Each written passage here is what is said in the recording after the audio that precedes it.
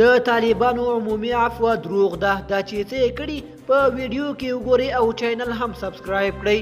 د افغانستان د پخوانی امنیتي ځواک یو غړي له دویچه ویله سره په اړیکه کې وویل چې د طالبانو عمومي عفو دروغ ده. د هغه په خبره طالبانو پخوانی امنیتي ځواکونه نیسي، شکنجه کوي او په ځینو مرادو کې په قتل رسوي.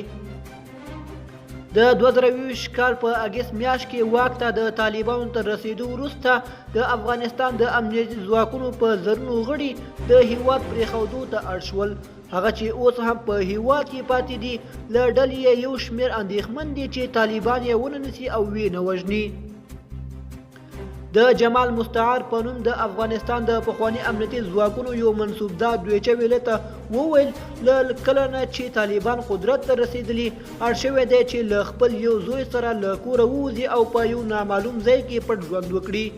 هغه وایي حتی له ویرې له خپلې کورنۍ سره هم ارتباط نشي نیولی، کور ته نشي تللی او له هغوی هیڅ احوال نه لري.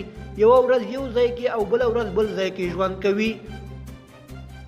د امنیتي ځواکونو دغه پخوانی منسوبدار وویل څو همکاریان چې پخوا امنیتي ارګانونو غړي ول د طالبانو لخوا نیول شوي او شکنجه شوي دي. هغه د خپل مخ انځور استولی چې د سترګو په اطرافو کې ټپونه لیدل کیږي. جمال دویچه ویلې ته د انځور استولی او ویلي دي چې یو شمېر دوستان یې چې د افغانستان په پخواني حکومت کې د امنیتي ځواکونو غړي ول د طالبانو لخوا نیول شوي او شکنجه شوي دي چې د شکنجې داغونه پر سر، مخ او پښو کې لیدل کیږي. دوستانو زموږ د نن ورځې خبر تر همدې ځایه و. تر بیا ښه وخت.